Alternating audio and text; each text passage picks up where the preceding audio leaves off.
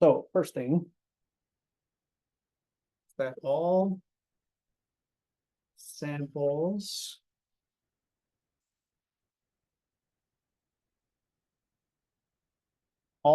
have bias.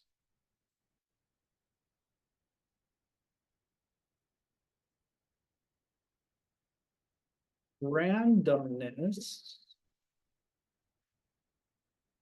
can reduce bias, but not eliminate it. All the data that we collect, all data that anybody collects is biased in some form. Okay, we cannot eliminate bias. We can reduce it enough so that it becomes negligible. Okay, and there are certain strategies that we use to do that, but that's the first thing that you need to know is all data is biased. Okay.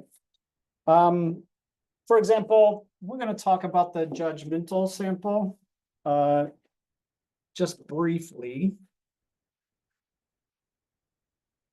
Judgmental sample is typically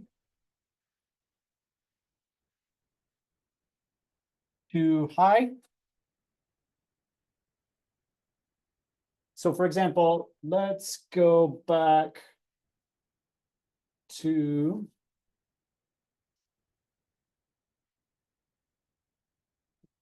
find it.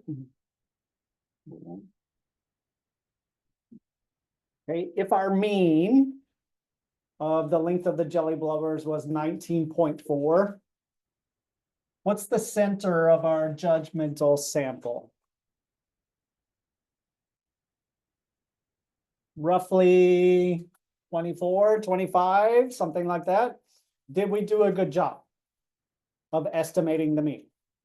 No, we did not. Why did we not do a good job? Because we are biased. You're exactly right.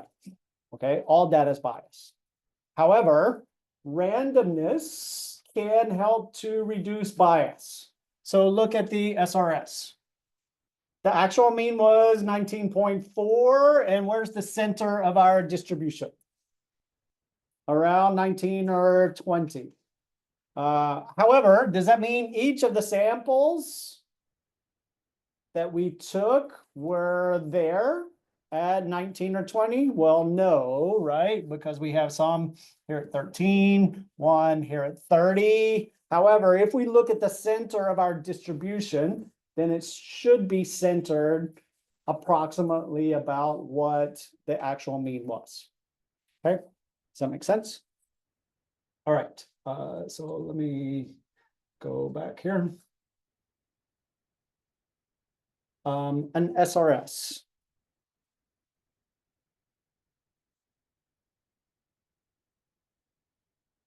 So an SRS is a simple random sample. And I am not overestimating this when I say we will use SRS the rest of the year. Okay, and so what makes it a simple random sample is that each outcome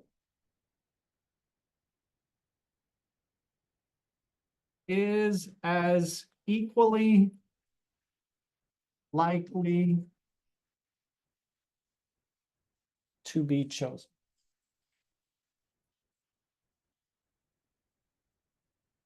So in the next unit, we will do an entire chapter on probability.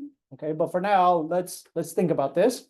If I'm choosing a random number between 1 and 100, what is the probability that I choose 35?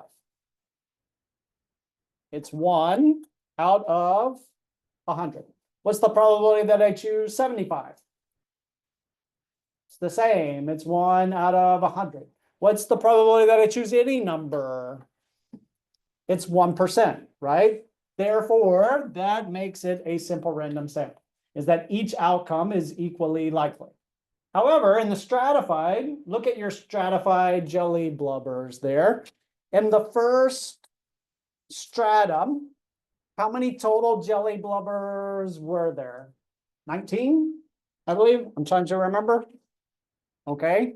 And so the probability that we chose 1 out of those 19 would be 1 out of 19. However, in the second stratum, there were 17 total. Therefore, the probability of choosing one of those is different from the first stratum. Okay, so definition of an SRS is that each outcome is equally likely to be chosen. Okay, so the advantages of an SRS, it is completely randomized. So it helps reduce bias.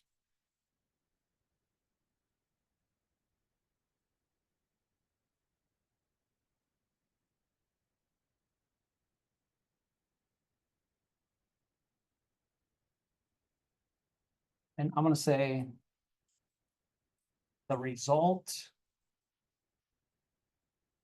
does not systematically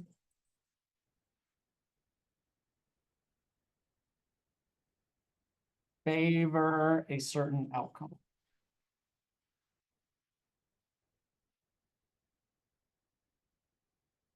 And that is the definition of bias. If a result systematically favors a certain outcome, then we say that it is biased. Okay, the disadvantages, there is more variability.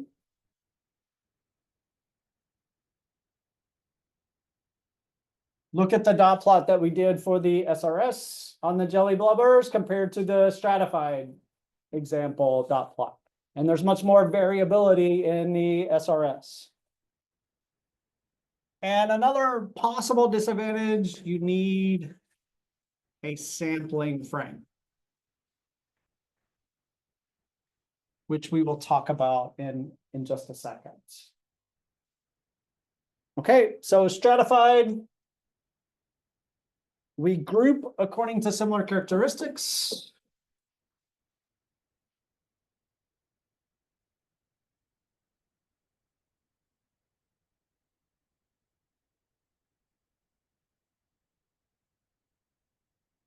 We group first according to similar characteristics, and then randomly select outcomes within each of the group. And randomly select outcomes within each group.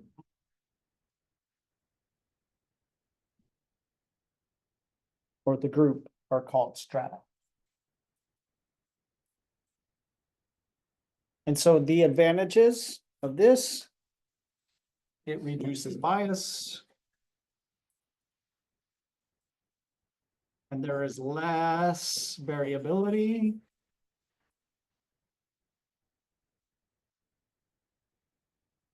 However, the disadvantages, it can be cost prohibitive.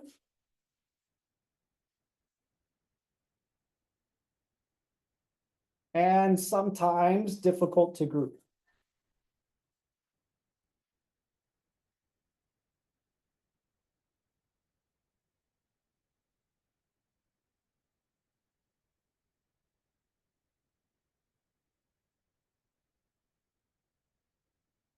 And another possible disadvantage is you need a sampling frame.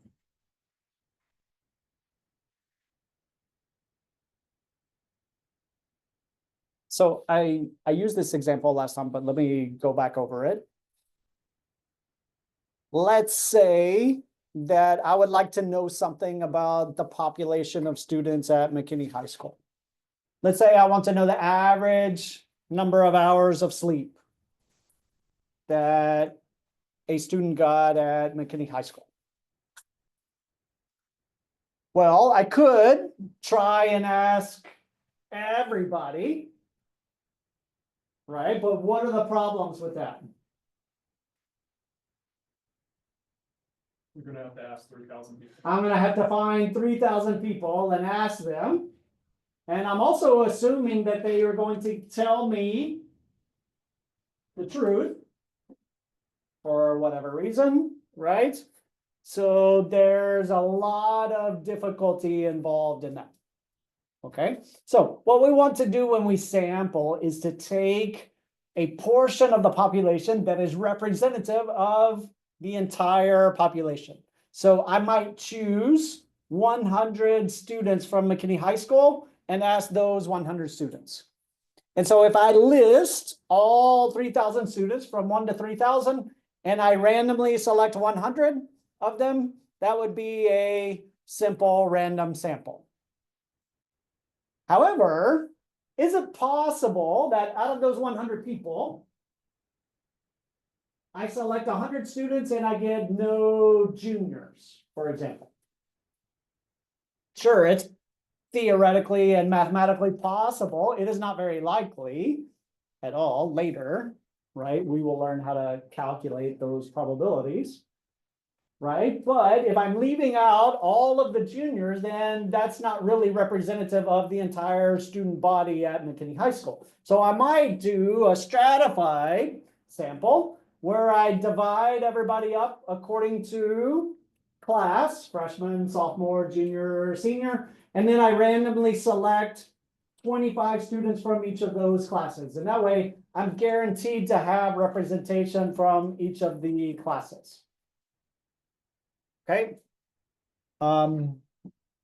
So stratified, we group according to similar characteristics and then randomly select. However, that's going to involve some work. It might be difficult to group. It might be expensive to divide everybody up into group. Okay, but one of the advantages of the stratified, you know, I left that off. It guarantees representation.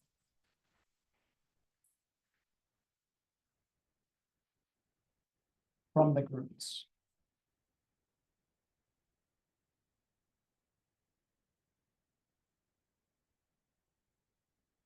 Okay, a systematic sample.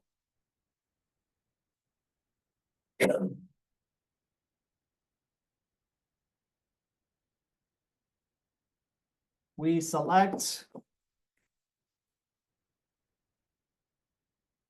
a random, I'm going to call it a starting point.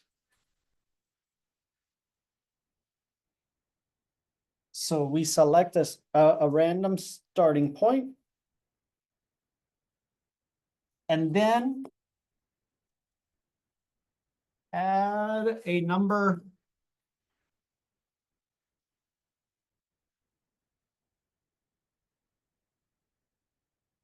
and then add a number chosen from the sample. So for example, in the jelly blubbers, we randomly chose a number between 1 and 10. Let's say 7. And then we added a number to that. And then you add the same number. So we started at 7 and then we add 10. So we chose 7, 17, 27, 37, 47, etc. Okay, so the advantages of a systematic, it reduces bias.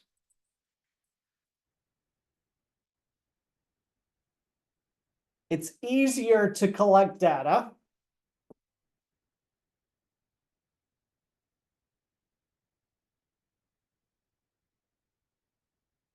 In a systematic sample.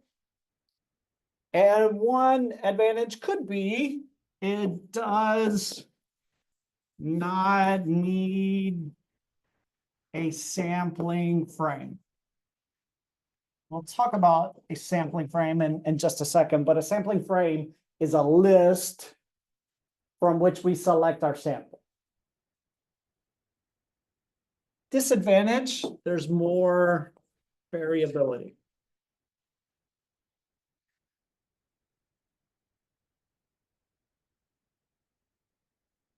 Okay, and so the last one here, a cluster sample. And so let me go back to my example of the population of McKinney High School. A cluster sample is grouped according to location.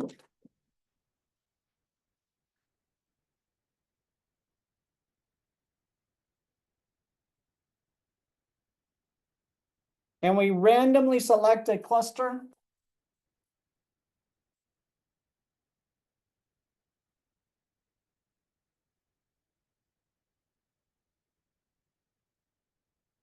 And then sample everyone in the cluster.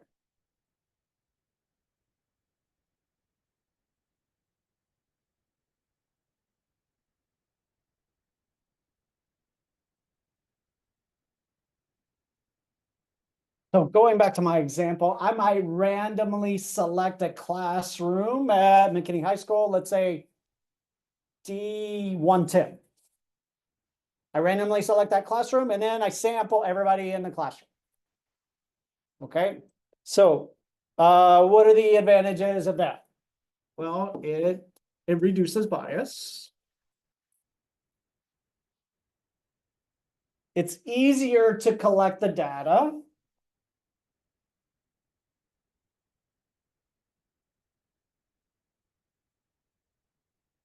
I don't have to divide people up according to certain groups. They're already in the group based on location, and I sample everybody in that location.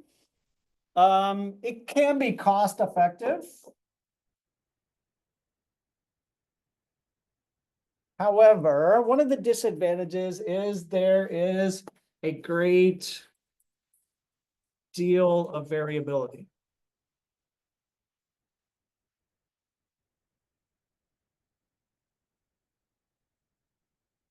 So for example, let's say I randomly select a freshman English class and a PE class to do a cluster sample. Are those two classes representative of the population of McKinney High School? Probably not. Let's say I randomly select this class, an AP statistics class, and I sample everybody in here. Well, is this class representative of the entire population of McKinney High School? Probably not. Okay, so yes, it is easier to do. However, the goal of sampling is to get a sample that is representative of the population. Okay, as close as we can. And we'll talk about why we want to do that in just a second. Okay, questions for me? Anything? Okay. So let's talk about sampling in depth. Question number one. Why do we need to sample?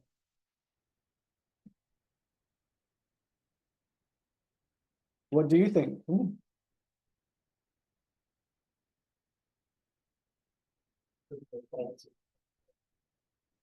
The faults of surveying an entire population.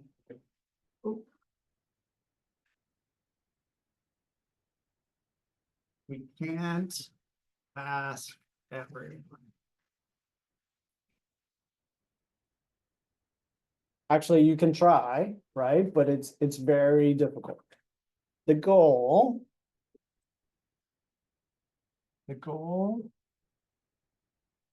is to choose a sample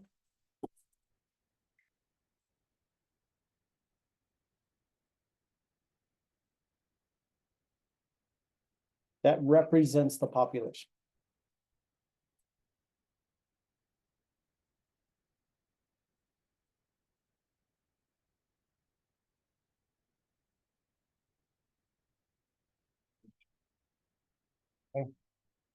But it is extremely difficult, if not impossible, to ask everybody. Let's say we want to know the average household income for each household in the United States of America. Are we going to go around and ask all, I don't know how many households are on this, let's say there's 120 million households. Are we going to collect that data from 120 million households? How difficult would that be? Extremely, if not impossible. Okay. Why? Because we got to track down all 120 million households. Some people may not want to be involved. Maybe they lie when they tell you their household income. Maybe they genuinely don't know. All types of difficulties involved in that process.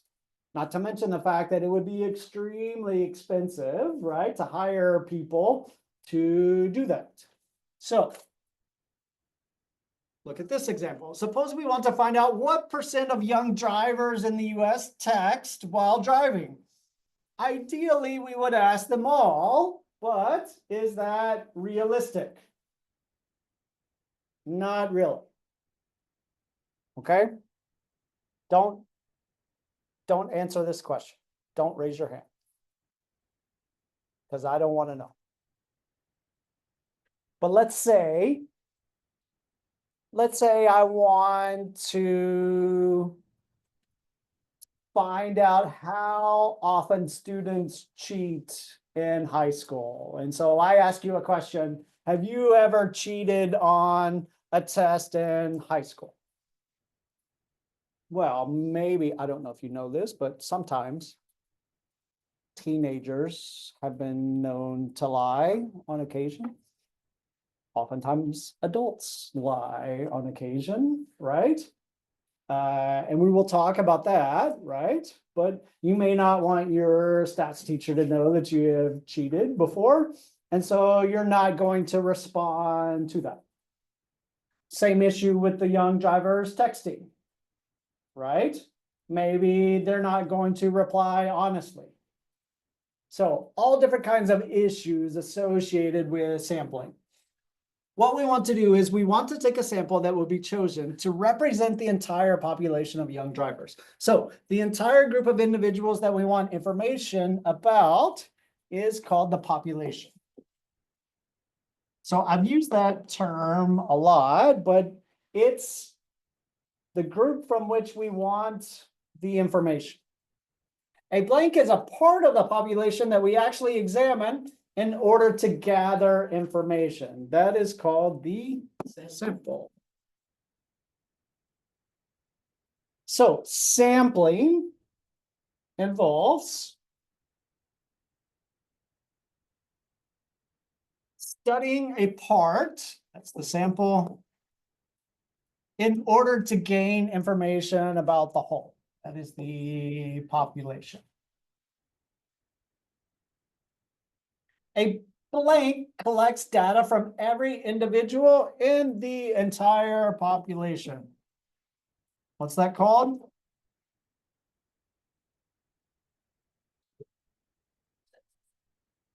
Called a census. So why? Why? Well, I know why. Because it's mandated. It's the law. But every 10 years, we have to count everybody. Why do we do that? It's extremely difficult. It is often inaccurate. Some people don't want to be counted. And probably the most important thing, it is extremely expensive to do a census. Okay? And it's often not accurate. We could probably do a much better job with sophisticated sampling techniques. Okay? But a census, I mean, if we're talking about the entire United States of America, then a census doesn't make sense. Okay, if we're talking about just the people in this classroom, then a census does make sense, right? Because there's not that many people in here compared to the whole country. All right, but a sampling frame, that's the next definition. A sampling frame is the list of individuals from which a sample will be drawn. It's called a sampling frame. So for example, I don't know if you know this, but there's an election coming up. And there are lots of different polls and surveys about the various elections. Right? So a sampling frame, in this case, if we want to know something about who's ahead in a certain race, we might survey a list. We're not going to survey everybody, right? Because why not? Not everybody can vote. You have to be 18 years old. You cannot have been convicted of a felony. You have to be a citizen of this country, right? So our sampling frame, if we were trying to gather some data about the upcoming election, the sampling frame might be all registered voters in a certain area, okay? The design of a sample refers to the method used to choose the sample from the population. Poor design samples can produce misleading conclusions. And we're going to talk about how to sample well and how to sample badly. Okay, the types of sampling that will be discussed in depth: voluntary response, convenience. Actually, those are bad ways. Okay, simple random sample, stratified sample, cluster sampling. Those are better ways. Yes. What's the difference between a population and a sampling frame? It can be the same thing. Okay, but it doesn't necessarily have to be. Okay, so the definition of a sampling frame is the list of the individuals from which you're going to draw the sample. Okay, but that may not necessarily be the same thing as the entire population. Okay, but it can be. It can be. Okay, so here's a little diagram. We're trying to make an inference about the population. So one survey will most likely differ from sample to sample. However, the results of random sampling do not change haphazardly from sample to sample. Due to the laws of probability, which we will look at later, we can estimate a margin of error. So if you look at a lot of the different surveys now, they'll say so-and-so is leading, is projected to win this race, but there's a margin of error there. Okay. Larger samples, larger random samples give more accurate results than smaller random samples, but it is almost impossible to sample the entire population. And so I think that makes sense intuitively. If I choose 10 random students from McKinney High School, that's not going to be as representative of the entire population of the school as randomly choosing 100 students. Okay, and so here's the diagram. We have the little population, and within the population, we have the sample. And we're trying to choose a sample that is representative of the entire population. And we say the design of a sample refers to the method used to choose the sample from the population. So let's talk about how to sample badly.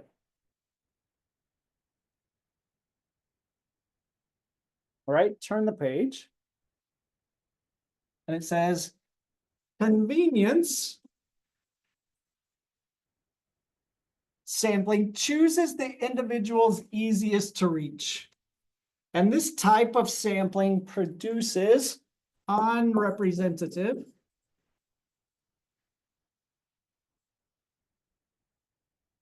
data. So on occasion, Newhouse will venture outside his bubble into the wild and go to the mall. I'm not likely to see you there, right? Because you're at home, enclosed in your room, studying your stats. However, every once in a while, I go out to the mall. Let's say I'm at Stonebriar. I'm walking through the mall, and then up ahead, there's this person with a little clipboard, and you make a mistake. And you accidentally make eye contact with that person. And then you're like, oh no, they saw me. And then they come over and they're just like, I just need 5 minutes of your time. No, go away. Okay, that is a type of convenience sampling. Or let's say we want to survey McKinney High School students to find out how long they spent doing homework last week. Probably not enough. But Newhouse stands outside his door and asks the first 30 students he sees, what would be wrong with this type of sampling?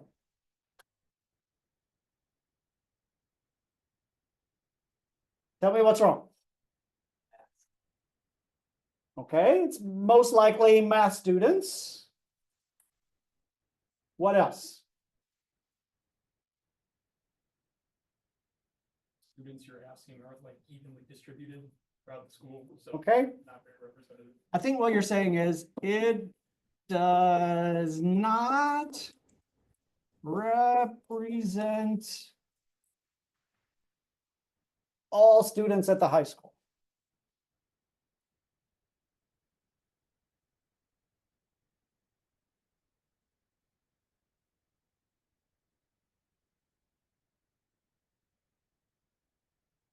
And this produces bias.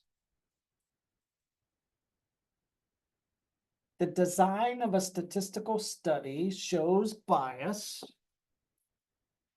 if it would consistently underestimate or consistently overestimate the value that you want to know.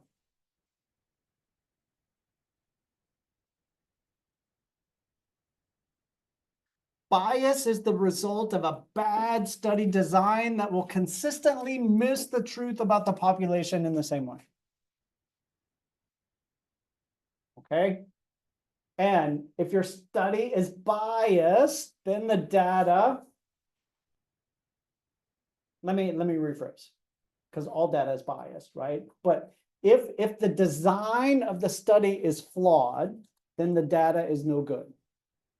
Okay, it's like Newhouse cooking. If I'm making a soup and I have ingredients that are no good and rotten, there's nothing I can do to save the soup, right? I have to throw it out and start over. All right, if the design is flawed or bad, then the data is no good. Okay, and so we say the design is biased if it systematically favors certain outcomes. Okay, that's one bad way to sample, convenient sampling. Another bad way of sampling, another type of sampling that shows bias, it is called a voluntary response sample. And a voluntary response sample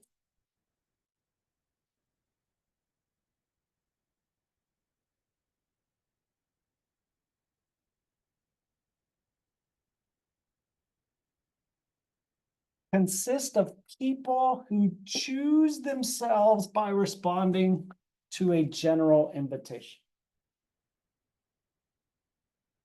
Okay, if you hear me say nothing else today, learn this. Internet polls, TV polls, Twitter polls, all of those are worthless. They mean nothing. Okay, because they are voluntary response samples. If they are not done scientifically, Okay? So somebody puts up a survey on Twitter. That means absolutely positively nothing.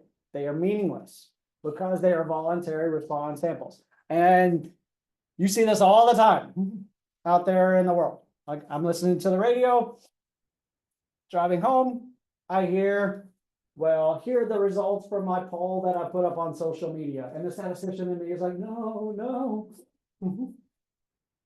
That means nothing.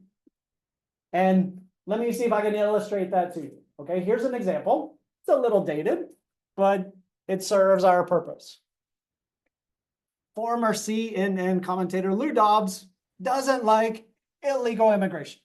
One of his shows was largely devoted to attacking a proposal to offer driver's licenses to illegal immigrants.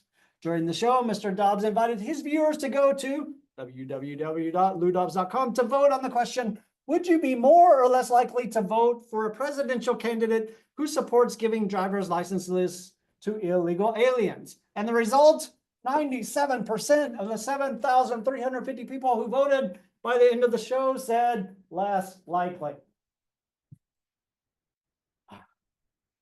What is wrong with this?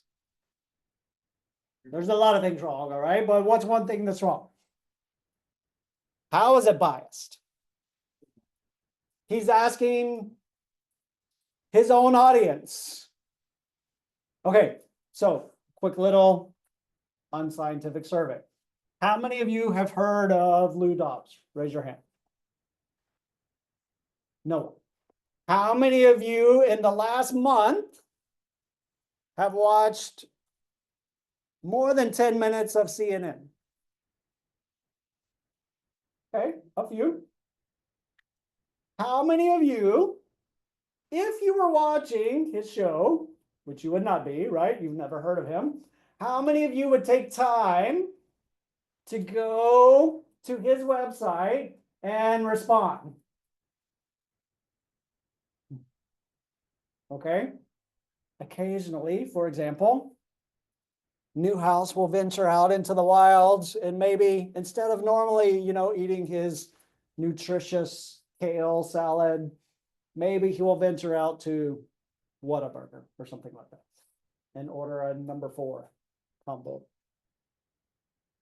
And sometimes like on the receipt, right, they will offer you a free Whataburger if what? What do you have to do? Sorry, do y'all not go to Whataburger, or is it just me? It's like, We don't get. okay, you don't care about the receipts, but occasionally on the receipt, they will offer you a free Whataburger if what? If you fill out the survey. They are trying to give you an incentive to get good information, but that data is biased because at least when I'm a pseudo statistician, right?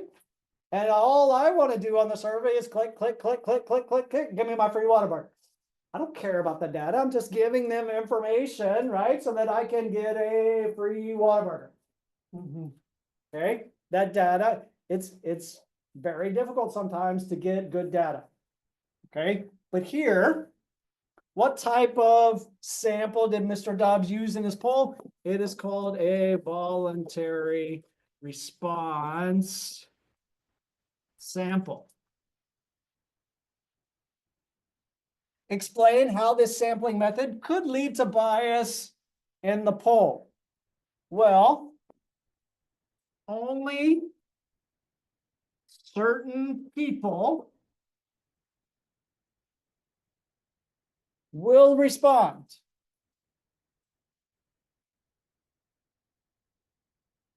Usually, those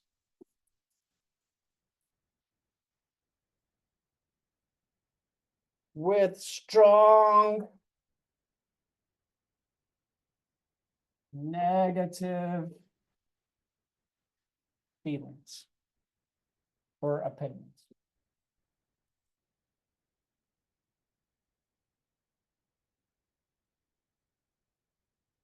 So, are these 7,350 people representative of the entire population? Of course not.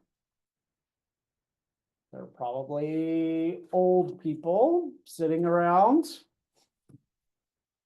watching a former CNN commentator, and then even out of those people, the 7,000 people that responded most likely have a very strong, probably negative opinion of that. And they're going to take the time to respond.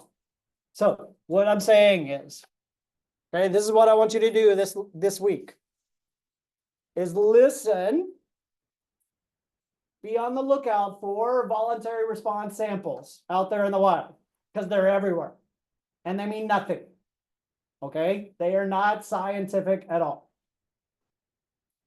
Okay, even election polls, they're very, very difficult to get accurate results on.